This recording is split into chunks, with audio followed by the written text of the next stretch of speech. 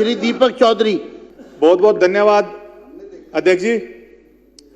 पहले तो मैं, जैसे आपने मुझे मौका दिया सीएजी की रिपोर्ट पे, मैं हमारी मुख्यमंत्री बड़ी बहन रेखा गुप्ता जी का भी आभार प्रकट करता हूं कि जो इन्होंने इस रिपोर्ट को सदन के पटल पर रखा।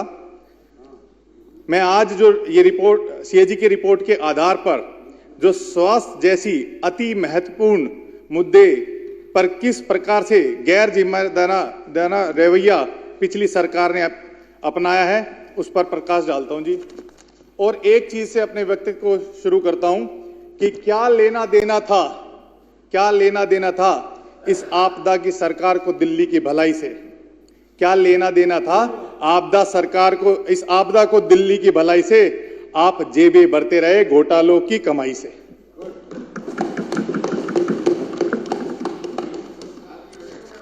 अध्यक्ष जी, जैसे कोविड की महामारी पूरे विश्व ने देखी है, ये भी एक आपदा ही थी और दिल्ली दो आपदाएं देख रही थी, एक तो कोविड की और एक दिल्ली सरकार की जो नाकामियां थी। जिस प्रकार से दिल्ली सरकार ने पूरी दिल्ली को, सबने सुना था कि उस टाइम के मुख्यमंत्री केजरीवाल जी ने बोला था कि मैं दिल्ली को सुविधाएं या ऑक्सीजन उपलब्ध नहीं करा सकता। मैं धन्यवाद करता हूं हमारे प्रधानमंत्री जी का, जो उन्होंने आगे आके सारी दिल्ली को संभाला, जिससे हमारी जिंदगी बच पाई। मैं अभी सुन रहा था हमारे अशोक गोयल जी जिस तरीके से बोल रहे थे, और वो बता रहे थे कि सड़कों पर जिस तरीके से लोगों ने दम तोड़ा, उस टाइम पे अनिल झा जी जिस तरीके से हंस रहे थे, वो बड़ी शर्म की बात थी। हम दिल्ली के जो मौतें हुई थी उन पर चर्चा कर रहे थे, बड़ी शर्म की बात थी। हमारी आतिशी जी भी वो भी जो है उस पर मुस्कुरा रहे थे, बड़ी शर्म की बात थी। और आतिशी जी जो हमारे मारवा जी ने कहा वो मुस्कुरा रहे थे, वो इसलिए मुस्कुरा रहे थे कि उन्हें पता है कि केजरीवाल जी जब नहीं जीत पाए तब वो उस कुर्सी पे बैठ पाई हैं, और उन्होंने बड़ी खुशी मनाई थी अपनी सरकार हारने के ऊपर भी। केंद्र सरकार द्वारा जो कोविड के में जो बजट दिया गया, उसका कुल जो हमारे 787 करोड़ रुपए दिए गए, उसमें से सिर्फ 582 करोड़ रुपए ही खर्च पाए। 200 करोड़ रुपए जहां ऑक्सीजन, अगर वो 200 करोड़ रुपए की ऑक्सीजन अगर हमारी दिल्ली को उपलब्ध हो जाती तो पता नहीं अनेकों जानें बच जाती। लेकिन ऐसी निकम्मी सरकार ने, नकारा सरकार ने जिस रवैये के साथ दिल्ली को झोंक दिया इस कोविड काल में, मैं सरकार की निंदा करता हूं, इस सरकार की जो इन्होंने कुकर्म की है।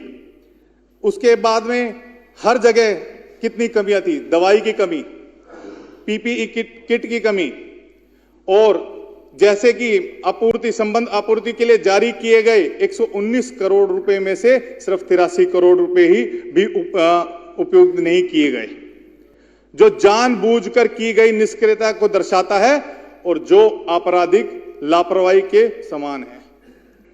अध्यक्ष जी, इस सरकार ने जितनी भी लापरवाही की, जैसे सरकारी अस्पतालों में बेड की वृद्धि में कमी, इन्होंने 2016-17 से और 2020-21 तक 32,000 बेडों को जोड़ने का बजट योजना होने के बावजूद भी केवल 1357 बेड ही, जो कि 4.24% जोड़े गए।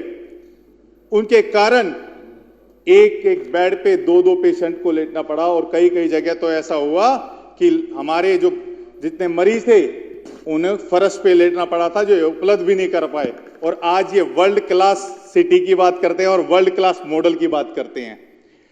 कई परियोजनाओं में देरी की गई, सिर्फ 3 ही नए ऐसे हॉस्पिटल थे जो पुरानी सरकार में चालू गए, जैसे कि Indira Gandhi Burari MA dental phase 2, ये भी पिछले जो सरकार थी उनके काल में शुरू किए गए।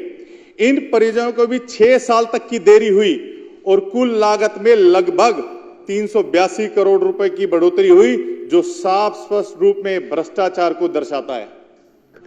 विभिन्न स्वास्थ्य विभागों में, अस्पतालों में मानव संसाधन की कमी रही। स्वास्थ्य और परिवार कल्याण विभाग DGHS, राज्य स्वास्थ्य मिशन और दवा नियंत्रण विभाग में कुल 5,911 रिक्तियां हैं और अस्पतालों में MAMC, LNH, RGSSH और JSS और CNBC में 2283 रिक्तियां हैं। नर्सों की और पैरामेडिकल स्टाफ के पदों के 21% से 38% की कमी है। सर्जरी के लिए अध्यक्ष जी, सर्जरी के लिए इतने लंबे लंबे समय तक, जो कि ये हमारी दिल्ली है, दिल्ली देश की राजधानी है, लोक नायक अस्पताल में प्रमुख सर्जरी के लिए लगभग 2 से 3 महीने का, बर्न और प्लास्टिक सर्जन विभाग में 6 से 8 महीने का और CNBC में बाल सर्जरी के लिए 1-1 साल तक का इंतजार लोगों को करना पड़ रहा है। और शर्म आनी चाहिए इनको जो ये वर्ल्ड क्लास मॉडल की बात करते हैं। राजीव गांधी और जनकपुरी सुपर स्पेशलिस्ट हॉस्पिटल में नर्स स्टाफ की 73 से 96% की कमी है। पैरा मेडिकल स्टाफ की 17 से 62% की कमी है और कई सुविधा की निष्क्रिय हैं। 6 modular OT, stone centre, ICU ward, रसोई, 77 निजी कमरे, 116 ICU, 154 सामान्य बेड और रेजिडेंस डॉक्टरों का हॉस्टल बिल्कुल उपलब्ध नहीं थे। JSS में 7 मॉड्यूलर OT, रसोई, ब्लड बैंक, आपातकालीन विभाग, मेडिकल गैस पाइपलाइन और 10 CCU बेड और 200 सामान्य बेड भी निष्क्रिय थे। अध्यक्ष जी, मैं कुछ एक चीज कहना चाहता हूं कि ये जो सरकार है, इन्होंने बड़े जोर शोर से सिर्फ और सिर्फ मोहल्ला क्लिनिक का इतना प्रचार किया। अगर उस मोहल्ला क्लिनिक पर अगर ये खर्चा अगर व्यवस्था पे कर लेते जितना इन्होंने प्रचार में किया, तो शायद हमारी दिल्ली की स्वास्थ्य मॉडल की बहुत बेहतर होती। मेरे को एक उसमें देख रहा था कि हमारी आतिशी जी जो पूर्व मुख्यमंत्री हैं, उन्होंने ये बड़े उस पर शर्मनाक कहूंगा कि एक जगह उन्होंने बोला कि मैं तो कभी मोहल्ला क्लिनिक गई ही नहीं हूं। इनकी वीडियो में देख रहा था। बड़ी शर्म की बात है कि एक CM अगर विजिट नहीं करेंगे या उनके अधिकारी विजिट नहीं, उनके जो मंत्री विजिट नहीं करेंगे, तो कैसी स्थिति होगी। जब हमारे मुख्यमंत्री जो उस टाइम पूर्व मुख्यमंत्री थी आतिशी, जब वो कह रही हैं, तो कितनी शर्म की बात है। मैं सिर्फ आपको यही कहना चाहूंगा, जो भी इन्होंने पाप किए हैं, क्योंकि आप नहीं, ये पाप की सरकार थी और इनको जो हमारे मारवाजी की जिस तरीके से कह रहे थे, इनको ये हत्या का मुकदमा इन पे चलना चाहिए और हत्या के उसमें ये जेल से बाहर नहीं आने चाहिए। बहुत बहुत धन्यवाद अध्यक्ष जी, जो आपने मुझे बोलने का मौका दिया।